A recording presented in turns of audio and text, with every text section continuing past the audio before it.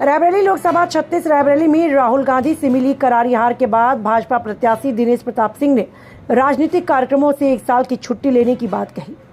नवनिर्वाचित सांसद के तौर पर राहुल गांधी को जनता दर्शन करने के लिए आमंत्रित करने की बात कहते हुए दिनेश प्रताप सिंह ने कहा, वे अब जनता दर्शन कार्यक्रम को विराम देकर अपने पारिवारिक जिम्मेदारियों का निर्वहन करेंगे।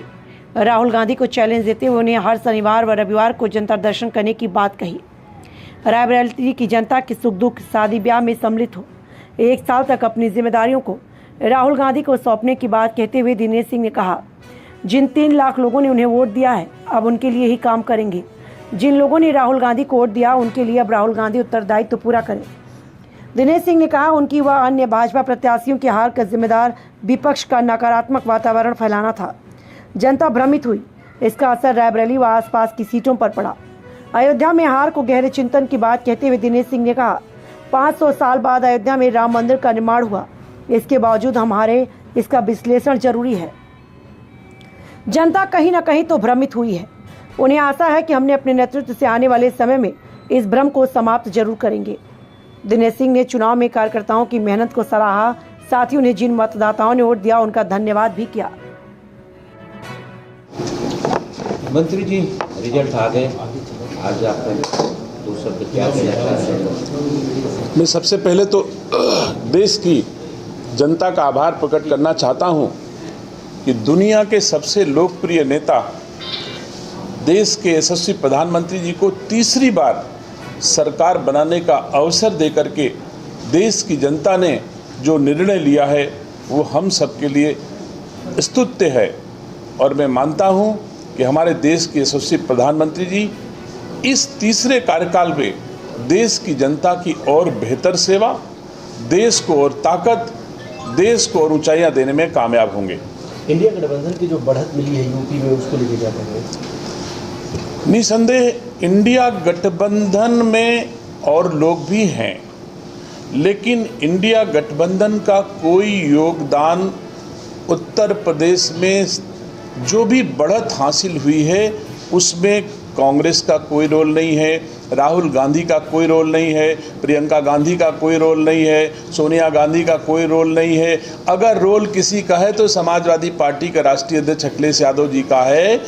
उन्होंने जैसे भी प्रयास करके अपनी ताकत को बढ़ाया, जनाधार को बढ़ाया, इसके लिए मैं समाजवादी पार्टी के राष्ट्रीय अध्यक्ष अखिलेश यादव जी को धन्यवाद देता हूँ, बधाई देता हूँ। लेकिन राहुल गांधी जी अगर अपनी पीठ थपथपाएं तो मैं कह सकता हूं कि राहुल गांधी जी जो कुछ भी हैं वो समाजवादी पार्टी की बदौलत है, अपनी बदौलत कुछ नहीं है। दिनेश सिंह से राहुल गांधी नहीं हारे हैं। मैं ये समझाना चाहता हूं देश की जनता को कि समाजवादी पार्टी को 2022 के विधानसभा के चुनाव में 3,99,000 वोट मिला था और 2024 के लोकसभा के परिणाम से 3,99,000 वोट अगर घटा दिए जाएं तो राहुल गांधी जी दिनेश सिंह से हार के गए हैं, जीत के नहीं गए हैं।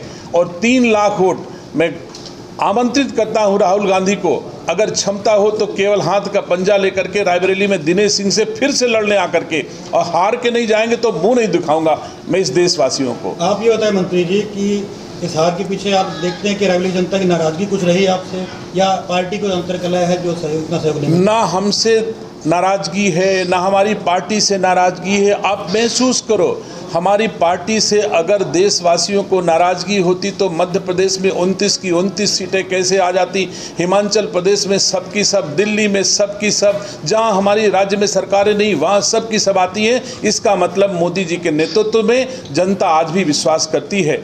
ये बात सही कि उत्तर प्रदेश के वातावरण में तीसरे चौथे चरण से कुछ भ्रम फैलाने में लोग कामयाब हो गए, जिसके चलते परिणाम प्रभावित हुए हैं। और मैं समझता हूं उत्तर प्रदेश में अभी 3 वर्ष योगी जी की सरकार है, देश में 5 वर्ष के लिए मोदी जी की सरकार है।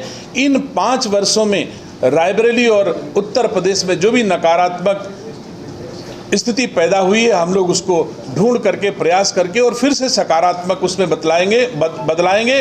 और मैं समझता हूं कि अगर 2019 के चुनाव में अखिलेश यादव जी को 5 सांसद केवल बने थे और आज अधिक हुए हैं, तो यह जरूरी नहीं है कि 2029 में भी 5 न हो जाए, इसमें कोई बड़ी बात नहीं है। तो यह समय परिवर्तनशील है। हम पार्टी आज की तारीख में दुनिया की सबसे बड़ी पार्टी और सबसे बड़े परिवार के सदस्य हैं। मुझे भरोसा है अपने नेतृत्व पर कि 2024 तक भारतीय जनता पार्टी उत्तर प्रदेश में फिर से उससे अधिक ताकत से उभर करके आएगी, इसमें कोई संदेह नहीं। मंत्री जी, आकलन करने पे क्या पता चला, क्या कमी रह गई? देखिए, जनता में कोई भी भ्रम पैदा किया जा सकता है, बहुत सारे भ्रम। कोई कहता है कि संविधान बचाने का दिन है, संविधान परिवर्तित हो जाएगा। मुझे दुख है कि संविधान परिवर्तन से जनता प्रभावित हुई, इस भ्रम को पैदा करने में। संविधान की किताब परिवर्तित कभी नहीं होती। हम भी वैधानिक रूप से विधानसभा में रहे हैं, आदरणीय अकेला जी भी विधानसभा में रहे हैं। जब भी कभी संविधान की धाराओं में परिवर्तन की आवश्यकता होती है, लोकसभा बहुमत से परिवर्तित करती है। 370 समाप्त होना ये भी तो उसी का हिस्सा है। तो संशोधन होता है, परिवर्तन नहीं होता है। दुर्भाग्य से लोगों ने परिवर्तन की बात कह दी, संविधान परिवर्तन कभी नहीं होता है। अगर कहीं संशोधन की आवश्यकता पड़ती है तो हम लोग संविधान के आर्टिकल्स में बहुमत से जब भी होता है परिवर्तन करते हैं। जो जरूरी आर्टिकल्स नहीं होते उनको हटाए जाते हैं, कहीं जोड़ा जाता है, कहीं संविधान में बढ़ाई जाती हैं, तो जनता की जरूरत के हिसाब से